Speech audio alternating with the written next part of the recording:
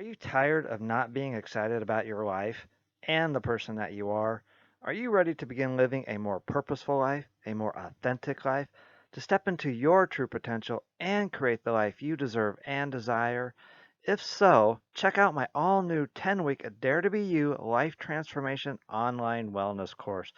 This course will guide you towards living more authentically, more purposefully, and with more joy and passion. You'll also learn the steps for creating your ideal life and how to become the person you were truly meant to be. Register now and hurry because spots are limited to 8 participants only. And as part of this special promotion, I'm offering a one-time beta test price at 90% off the regular course value. For more information and to register, click on the link in the show notes. Get signed up now.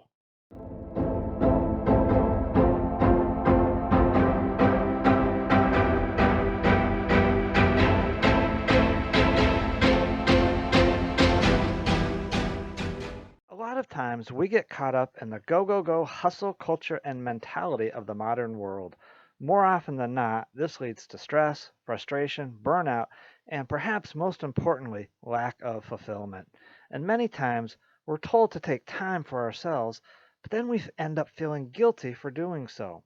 Today's episode is all about being selfish and taking the time for yourself, something my guest today, Naketa Ren Thigpen, calls intentional selfishness. It's okay to take the time we need to better ourselves, and doing so doesn't mean we're selfish, it means we care enough about ourselves to show up at our very best.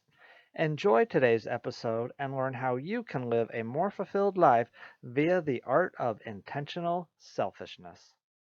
Welcome, everybody. Another episode of the Be Well, Be Safe, Be Happy, Eat Ice Cream podcast. I say this every time. I'm just so lucky and blessed to be a host, and I've got an amazing guest with me today. I'm so excited to talk with her. But we've got Naketa Ren Thigpen coming to us from the Philadelphia area. So, Naketa, welcome to the podcast. Thanks so much for being here. And how are you doing today? I am super honored and very excited to be here. It's Forgiveness Friday, so nothing can go wrong. Oh, I love that. Forgot that. I love that. I've not heard that before, so I'm going to start using that. And we were talking off camera a little bit, Naketa, that the timing of you being on my podcast here today is just perfect because we're going to talk about this idea of being selfish and intentionally being selfish. I'm gonna read from the notes again here real quick. This intentional selfish behavior, a crucial ingredient for living a full life, and I think that is so crucial. And I tell that to all the clients I work with.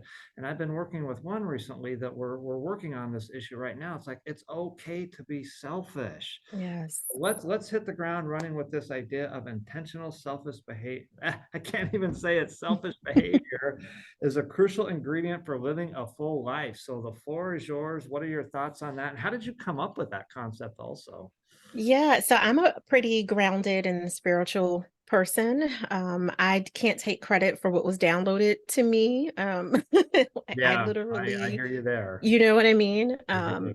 It was back in 2011. I think I was just kind of ruminating over what was going to be the title of my first honest book. Like I had written workbooks for business and like business pamphlets and that kind of thing, but I wanted to have like a actual non how to, basically a memoir, which is, kind of silly to say when at that time I was in my 30s. I'm way past that now, but We won't say that. right. Yeah. But it was kind of like weird. Like you want to write a memoir in your 30s, but I had already lived a really full life by that point. And the word that kept downloading into my spirit, Brad, was selfish.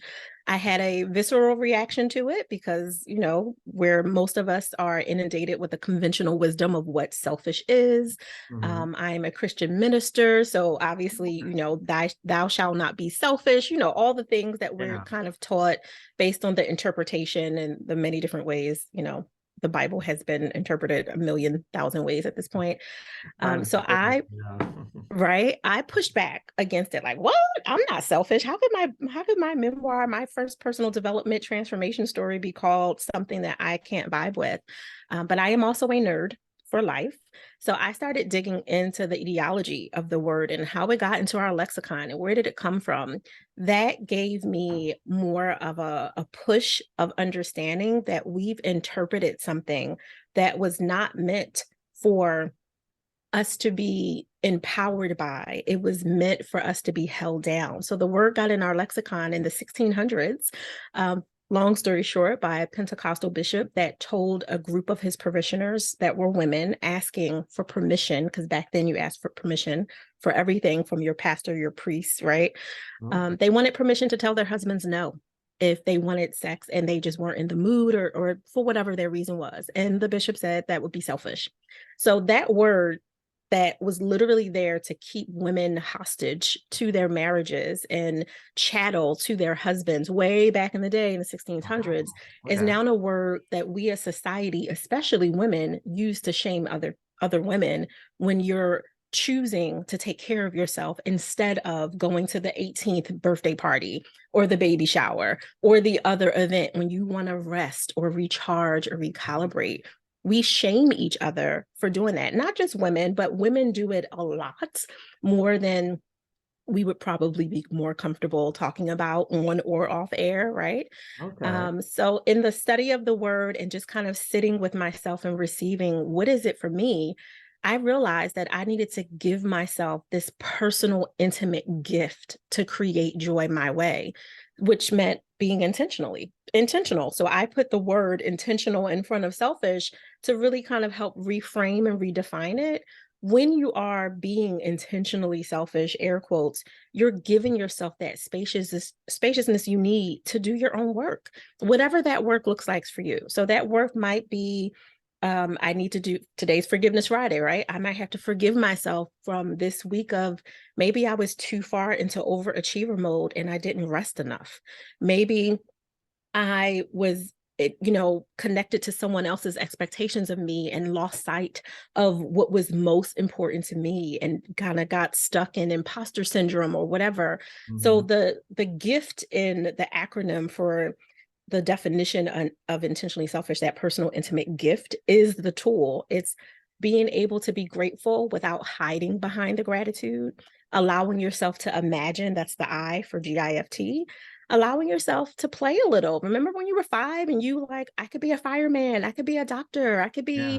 a superhero, I could be a flower, like whatever you imagined you could be at 5, 7, 8, you had the freedom to explore. You could lean into your curiosity and adventure and play. And the world just felt smoother and easier. We lost that when we grew up and got into bills and responsibilities and all of the things. And life became a hamster wheel of expectations that aren't even ours. They're the world's expectations of what a good human should be or what happiness should look like. But what do we want? And the F is forgiving yourself for allowing all those years to be put in a box, including the box you created yourself, and Mm. releasing yourself. So doing that work. And the T is taking action to move forward into whatever that is. So the nerd in me had to create a formula. I couldn't just leave it right as just like creating spaciousness for yourself, which is the highest, like simplest version of it. But ultimately, it's the space you need for you to be whoever you need to fully be in that hour so you can evolve and expand in the next hour. And then, spoiler alert, you're going to do it all over again in the next chapter of your life, whether that's in 6 months or 10 years. And so you mentioned a moment ago about, wanting to rest versus going to the birthday party or something, and that shame and guilt you feel for not going or something like that. So, and you said this especially impacts women. So, how does a woman move past that shame or guilt that they feel for not going, for not putting someone else first, or maybe putting themselves first? Yeah, you honestly, you can't move past it, but you can move through it. And the trauma specialist in me wants to like really delineate the difference between that because a lot of the moving past is what we're also really good at as humans. We will compartmentalize, which looks like stuffing.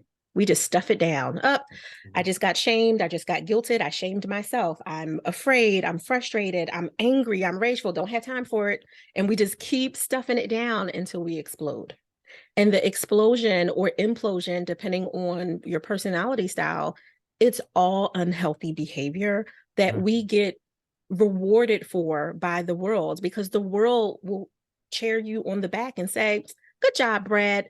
It's so awesome to see that you've done 100 things today. Why is Yeah, that things like okay? that. Right?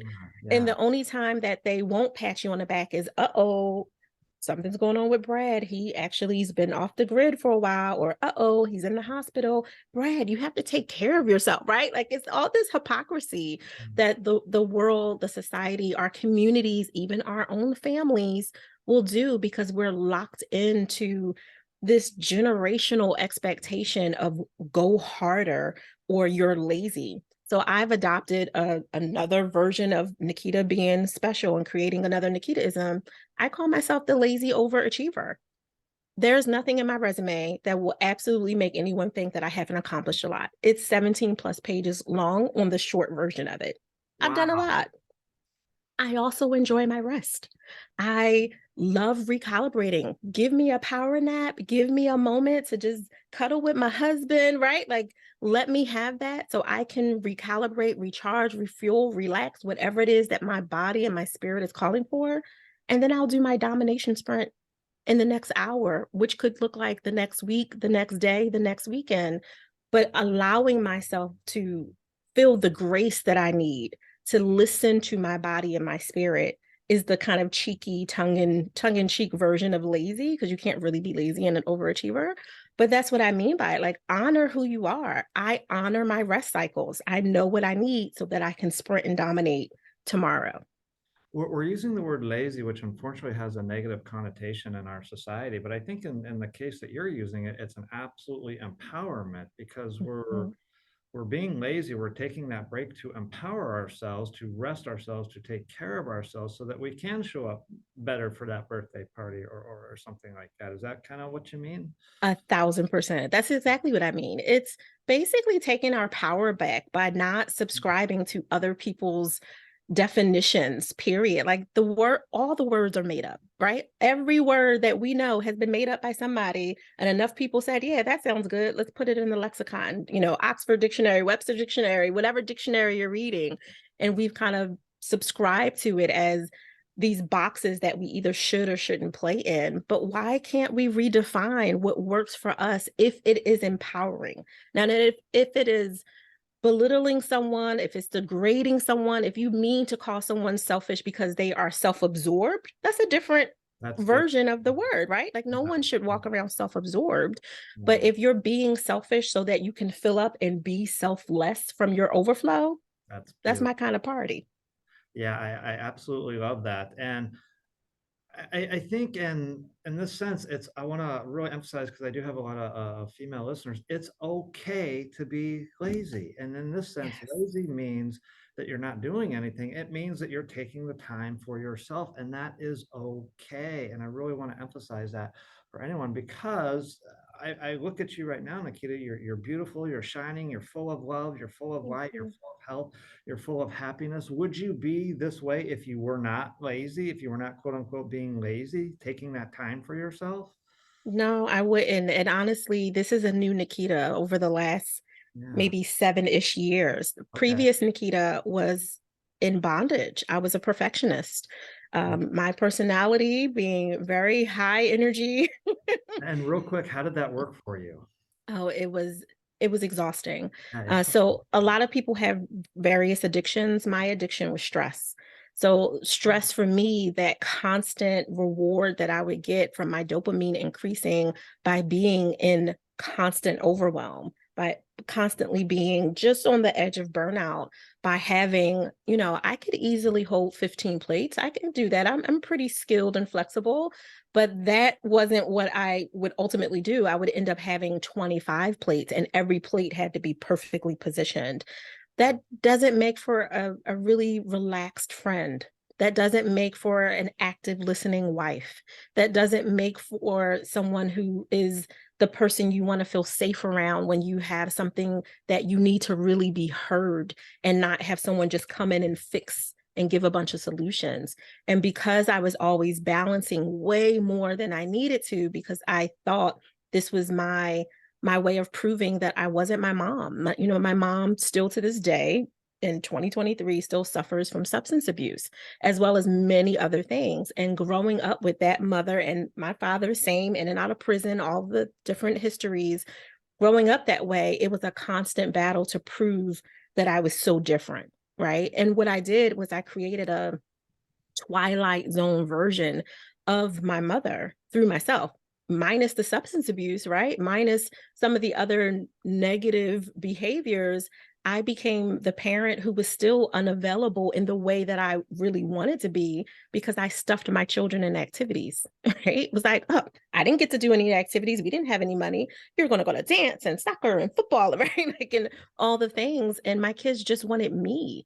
And having that wake up call was brutal, but it was also beautiful. And it was what I needed as a licensed clinician and trauma specialist, psychotherapist at that time, who was giving lots of answers to the world, helping lots of families in that moment, but wasn't really available for my own.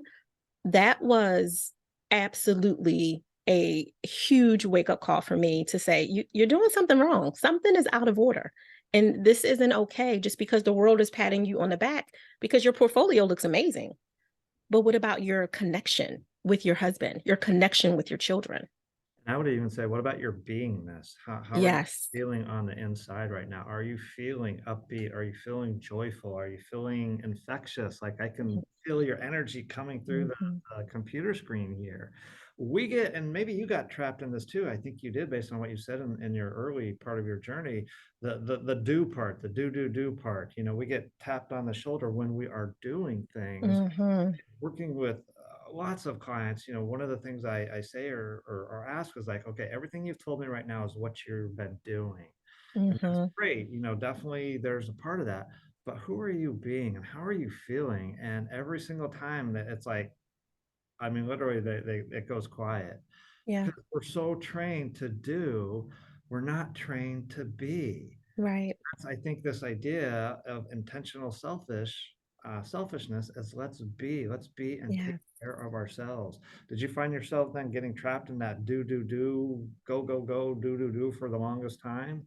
Oh my God, I felt like I was writing my own Bible of how to do, right? Like Yeah, that's yeah, how much I was doing. And you're 1000% correct. It is very much a shift of being. When yeah. you can honor who you are in your core and feel really good when everyone else around you is busy and you feel good that you were productive. And maybe your productivity looked like one really good thing that day.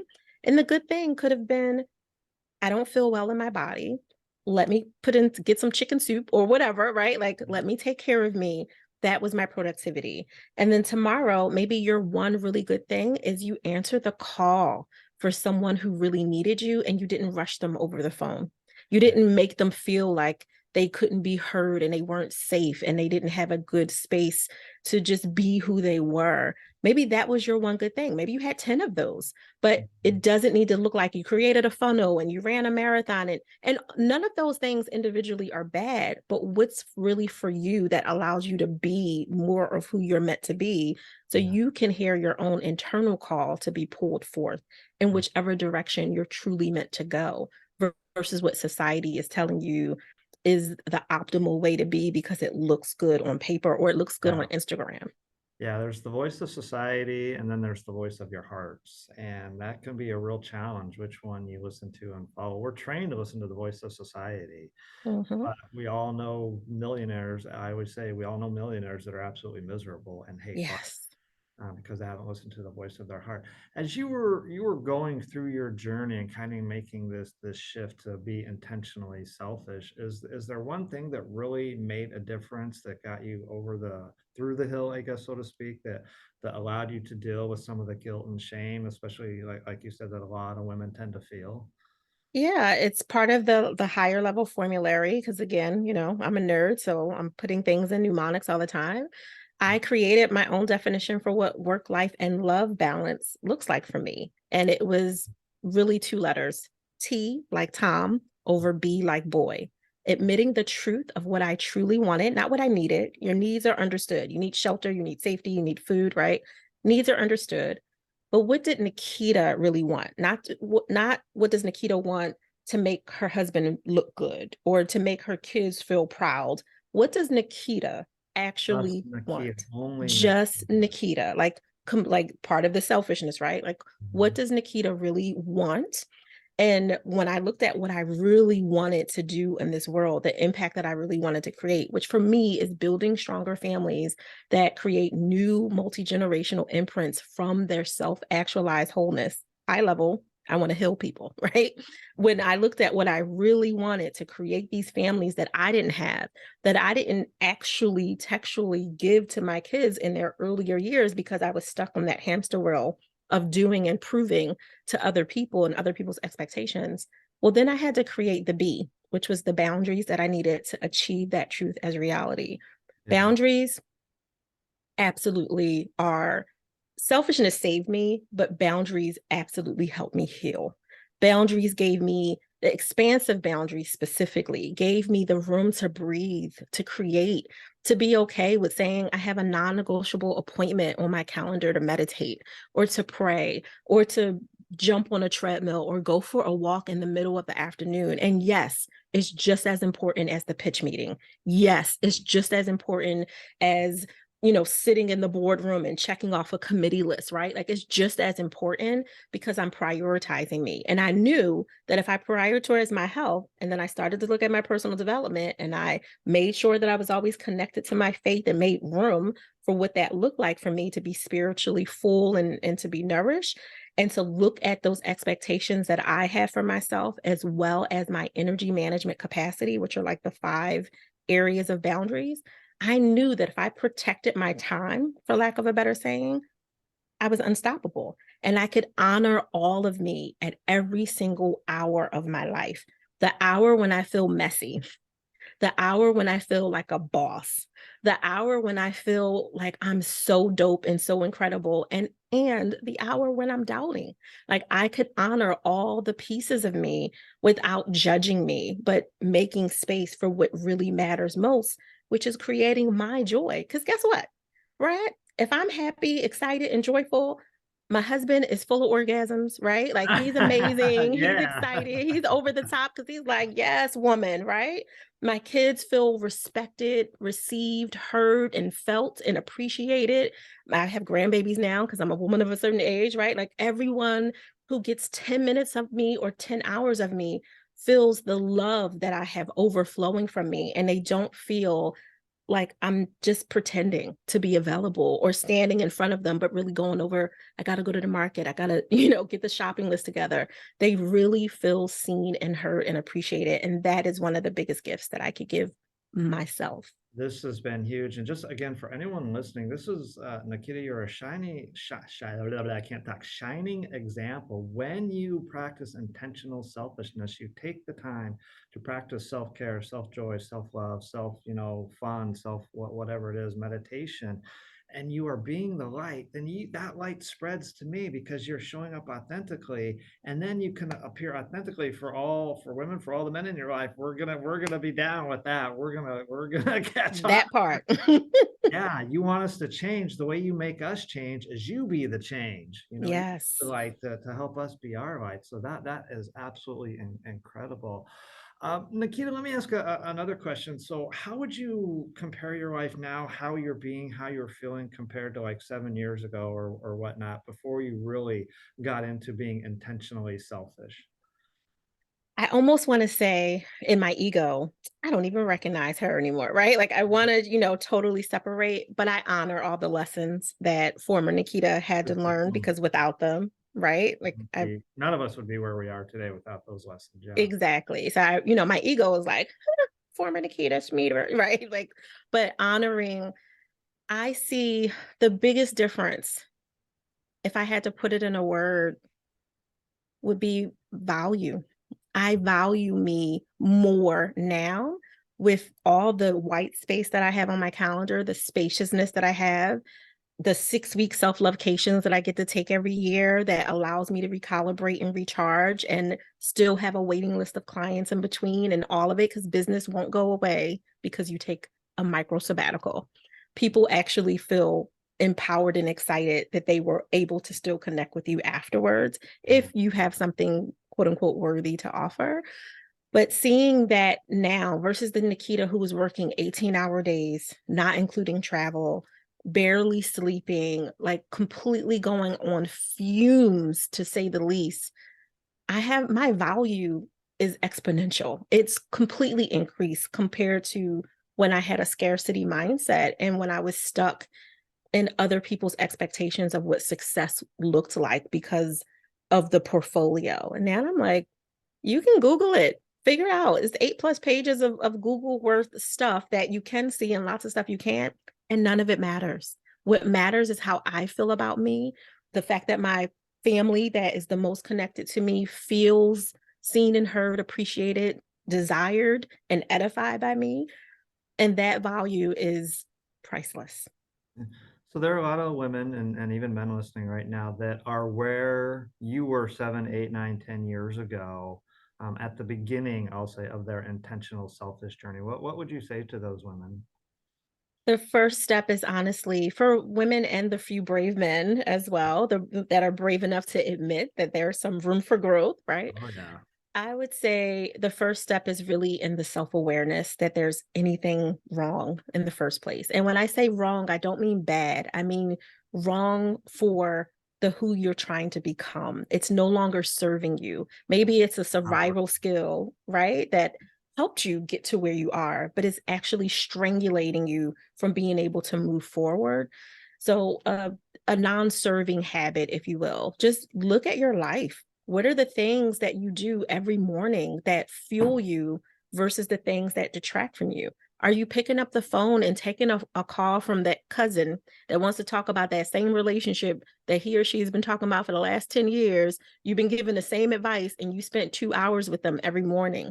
What could you do with those 2 hours? Are you scrolling on your phone for 2 hours, trying to convince yourself that there's a good quote to help you motivate in your day? You have the quote. What do you want? I want a great day. Today's a great day. I need to forgive myself. It's Forgiveness Friday, right? Like whatever you need, you pull onto it. And of course, there's guides and mentors and coaches and advisors that can help you shortcut to get there faster. But it starts with you being aware that you need a shortcut in the first place, that there's something that you need to resolve, a gap you have to close. And once you're really, really ready to admit that, then look at the emotion that's keeping you trapped. Is it shame? Shame is built on secrets. What's so secret in your soul that you feel like if someone else knew that no one would receive you? Let's look at the shame and shake it. Is it guilt? Do you feel like I'm not the best parent? I'm not the best father. I'm not the best husband. I'm not the best wife. I'm not the best friend. Like, what do you think? And let's look at it and say, okay, how can I do this differently? Because it doesn't mean it's not true. Maybe you're not the best of those things. Maybe you know that you could be better. So what's keeping you from it? And it isn't a judgment of right or wrong. It's how can I be better more than anything? And those are the first two steps for releasing. Absolutely love that. I want to just real quick, because we're starting to run out of time, back up and just ask one last question. You mentioned T over B, T truth, B boundaries, and you Mhm. talked about scheduling like meditations that are non-negotiable or things like that. Are there some other examples of boundaries that you set that we can have better ideas of what boundaries we should be setting in our lives? Yeah, absolutely. I would say whatever your spiritual center is, because you don't have to be Christian or Muslim or Jewish or any of those things. But if you feel that you're here for something bigger than you, that's spirituality. If you know that your call is greater, regardless of what your day to day life looks like, then you need room to nourish that. First and foremost, when everyone says, how in the world have you done all that you've done? Is because of my connection to creator. Like that is truly what it is for me. But I need to make room for that, which for me looks like talking to my higher God mind inside of me and listening to it. Some people that may include devotion time for 5 minutes in the morning, reading an affirmation that is almost like hypnotic and speaks to your soul. For other people, it's literally being on a walk and being connected to nature, because nature is therapeutic. Don't get me started on that whole other episode, right? Like, Yeah, that's I could go on all day about nature too. Yeah. but yeah, I would definitely start with that. And then the second altogether is your energy management capacity, which looks like looking at the relationships around you that are pulling away from you versus adding to you. So if you have, I'm picking on a cousin because I'm trying not to make it too emotional for anyone, but that cousin could be your lover. The cousin could represent the colleague. The cousin could represent your one of your adult kids, right? Like the cousin could be anyone who you feel like I feel obligated to make myself available for you, to let you have access to me. But in your access, you are extracting something I didn't consent. You're constructing energy from me, resources, time, maybe even money. Who in your life is constantly asking something from you, but not actually giving back? There's no real reciprocity. Maybe you had 25 years as a friend or 25 years in a relationship, but what have they actually done for you? And looking at that energy management capacity means looking at who needs to be pushed out of the kitchen and put into the parking lot, right? Like who needs to just get a little less access to you. Yeah, sometimes even, yeah, pushing that relationship away if it's not serving your higher good. So, Naketa, this has been incredible. I love doing this podcast too because as a wellness coach, I learned so much from meeting guests like you, and this has been incredible for me personally, just adding to my wellness toolbox to help me support, other women and men on their journey. So, before we sign off, Naketa, we've talked about a lot, we've said a lot. Is there anything else for the good of the order that you would like to add here before we sign off? I'm honestly just honored to be here with you. And I would say for all of the listeners listening, The honor's be mine. consistent and keep listening to Brad. Like he's talking about being well and being safe. And I mean, hey, get a little sweet in there too, right? Like this is where it starts when you get to listen to someone who's pouring into you without an expectation, because you're pouring and not expecting anything of your listeners other than keep listening, subscribe, and take that information and infuse it into your life and share it with other people. This is where it starts. So I'm just honored to be here and have this conversation with you. Well, thank you. The honor is all mine. And thank you for saying that too about be well, be safe, be happy. To me, that's what life is all about. Not what you're doing or how much money you have, but the fact that you're well, safe, and happy. If you have those three things, you're well, safe, and well can mean, a variety of things, healthy and all that stuff. But if you're well, safe, and happy, I think life's pretty good. So Yeah. to all the listeners, thank you very much for listening. Naketa, real quick, how can our listeners reach you if they'd like to get in touch with you? I would say first thing is go on over to the Balance Bully podcast because you're already listening to podcasts, so that's easy. And Okay. second is just go to our website. Our parent company website is thigpro.com, which is thigpro.com, and all the things are there. And I've got all your information, everything on your one sheet bio page. I'll put all the show notes in, or I'll put all of that information in the show notes. I always get tongue twisted there, but again, thank you so much, everyone, for listening. If you are here right now, do us a favor and please share this episode far and wide. This is really, really important, especially for women. It's okay to practice being selfish. It's okay, intentional selfish. This isn't about, something else. It's about being a better you, and that's what we want, becoming a better version of you. So, yes, be intentionally selfish. You have permission. It's okay to do that. So, please share this episode and hit that subscribe button wherever you do listen to podcasts. I would super appreciate that. And until next time, Naketa, thank you so much. The honor has been mine, truly. Everyone, be well, be safe, be happy. We truly mean that. That's what this podcast is all about. You being well, you being safe, you're being happy. And a scoop of ice cream now and then never hurt anyone. So eat ice cream, everyone. Take care. We'll see you next time.